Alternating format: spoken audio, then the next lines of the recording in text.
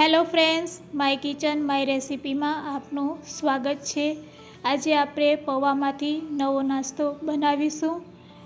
આ નાસ્તાને આપણે બાળકોના લંચ બોક્સમાં આપી શકીએ છીએ અને આ નાસ્તો બનાવતા ફક્ત 10થી 15 મિનિટ જ લાગે છે। આ નાસ્તો ઠંડો થયા પછી પણ ખાવામાં એટલો જ ટેસ્ટી લાગે છે। જ્યારે હલકી ફૂલકી ભૂખ લાગી હોય ત્યારે પણ આ નાસ્તો બનાવીને આપણે ખાઈ શકીએ છીએ। રેસીપી સારી લાગે તો લાઈક અને શેર જરૂરથી કરજો અને જો તમે મારી ચેનલ ઉપર નવા હોય અને મારી ચેનલને હજુ સબસ્ક્રાઈબ ન કરેલ હોય તો સબસ્ક્રાઈબ કરી બાજુનું બેલ બટન દબાવી દેજો, જેથી કરીને મારા નવા વિડીયોનું નોટિફિકેશન તમને મળતું રહે। તો આ એકદમ યુનિક નાસ્તો બનાવવા માટે સૌપ્રથમ આપણે 1 વાટકા જેટલા પૌવા લેશું। આ પૌવાને પહેલાં આપણે મોટા બોલમાં લઈ લેશું અને તેને આપણે થોડીવાર માટે પલાળી દેશું। તો પૌવા ડૂબે તેટલું તેમાં આપણે પાણી એડ કરશું। પૌવાને થોડીક વાર પાણીમાં રહેવા દેશું એટલે પૌવા સરસ એકદમ સોફ્ટ થઈ જશે। તો આપણે 2 મિનિટ માટે તેને આ રીતે પલાળી પાણીમાં અને રેસ્ટ આપીશું। પૌવા પાણી એબ્ઝોર્બ કરે તો થોડું પાણી તમારે તેમાં વધારે એડ કરવાનું। સાથે સાથે અહીંયા આપણે 1 નાની વાટકી જેટલો રવો લેશું અને જેટલો રવો લઈએ તેટલી જ ક્વોન્ટિટીમાં આપણે ફ્રેશ દહીં લેશું। તો ફ્રેશ દહીંને આપણે રવામાં એડ કરી દઈશું। રવાને દહીં સાથે આ રીતે આપણે મિક્સ કરી અને તેને પણ થોડીક વાર માટે રેસ્ટ આપીશું, જેથી કરીને રવો છે એ સરસ પલળી જાય।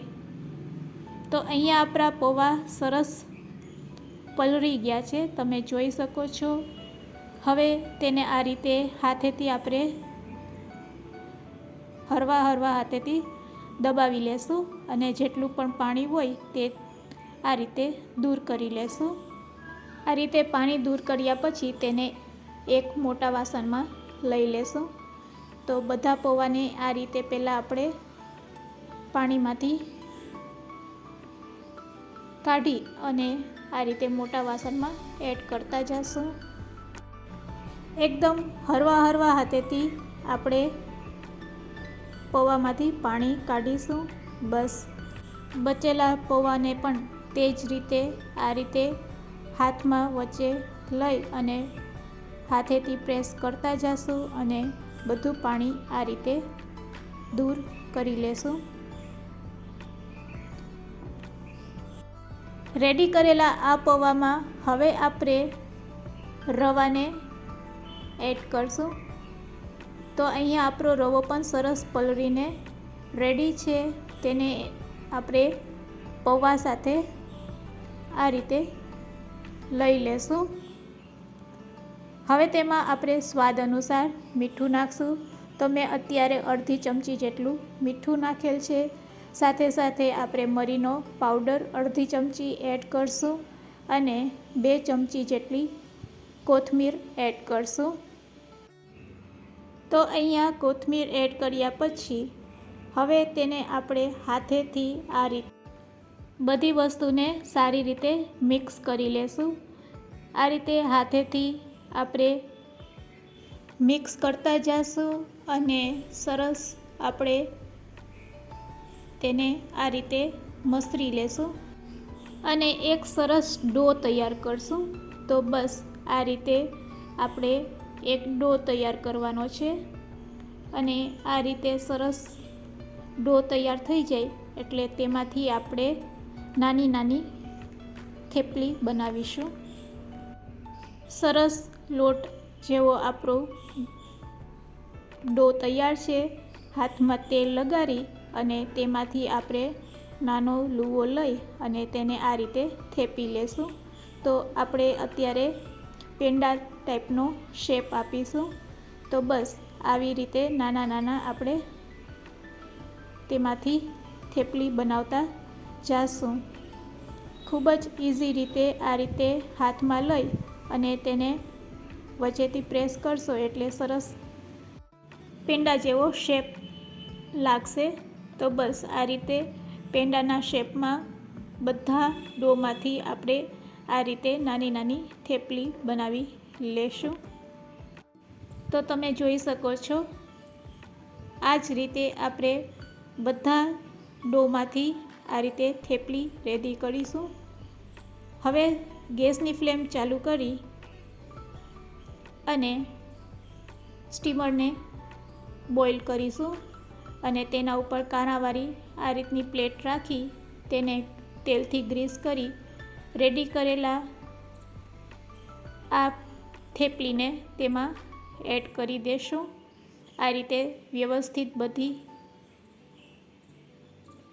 થેપલીને આપણે તેમાં ગોઠવી દેશું. હવે તેને ઢાંકણથી ઢાંકીને હાઈ ફ્લેમ ઉપર 10 મિનિટ માટે સ્ટીમ થવા દેશું. 10 મિનિટ પછી સરસ આપણો પૌવાનો નાસ્તો રેડી છે. તેને આ રીતે આપણે ચેક કરી શકીએ છીએ. અહીંયા આપણો નાસ્તો બનીને રેડી છે. તમે આ રીતે પણ આને ખાઈ શકો છો. હવે તેને આપણે એક ટ્રેમાં ઠંડુ થવા માટે રાખી દેશું. તો તમે જોઈ શકો છો આપણો નાસ્તો કેટલો પૌવાનો સોફ્ટ રેડી થયો છે અને ખાવામાં પણ એટલો જ ટેસ્ટી આ નાસ્તો લાગશે. હવે તેનો આપણે વઘાર કરીશું.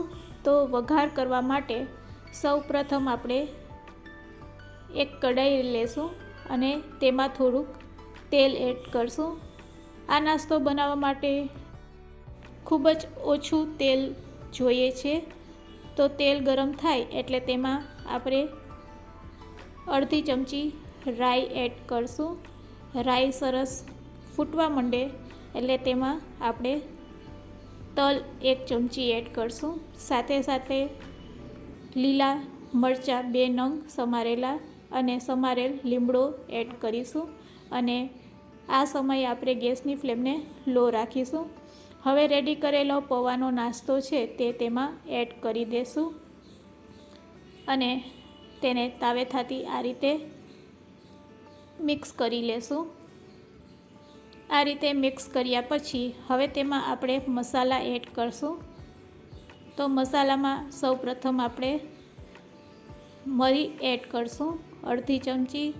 સાથે સાથે તેમાં આપણે ચીલી ફ્લેક્સ એડ કરશું. ચીલી ફ્લેક્સ એડ કર્યા પછી તેમાં આપણે સ્વાદ અનુસાર મીઠું એડ કરશું. મીઠું એડ કર્યા પછી હવે હું તેમાં એક મસાલો એડ કરું છું. તે ભાખરવડીનો મસાલો છે. આ મસાલો કઈ રીતે બને તેની ડિસ્ક્રિપ્શનમાં લિંક જોઈ શકો છો. સાથે સાથે થોડીક કોથમીર એડ કરશું અને કોથમીર એડ કર્યા પછી તેને આ રીતે મિક્સ કરી લેશું. હવે ગેસની ફ્લેમને આપણે બંધ કરી દેશું. તો રેડી છે ગરમા ગરમ હલકી ફૂલકી ભૂખ લાગી હોય ત્યારે અને બાળકોના લંચ બોક્સમાં આપી શકાય તેવો પૌવાનો નાસ્તો. ગરમ હોય કે ઠંડો આ નાસ્તો ખાવામાં આટલો જ ટેસ્ટી લાગે છે. જેથી કરીને આપણે આ નાસ્તાને બાળકોના લંચ બોક્સમાં આપી શકીએ છીએ. તો આ રીતે ટમેટો કેચઅપ સાથે તમે પણ તમારા બાળકો માટે એકવાર આ રેસીપી જરૂરથી બનાવજો. આજની આ રેસીપી કેવી લાગી તે મને કમેન્ટ્સમાં જરૂરથી કહેજો. રેસીપી સારી લાગી હોય તો શેર કરવાનું ભૂલતા નહીં. તો રેડી છે આપણો ગરમા ગરમ નાસ્તો સર્વ કરવા માટે.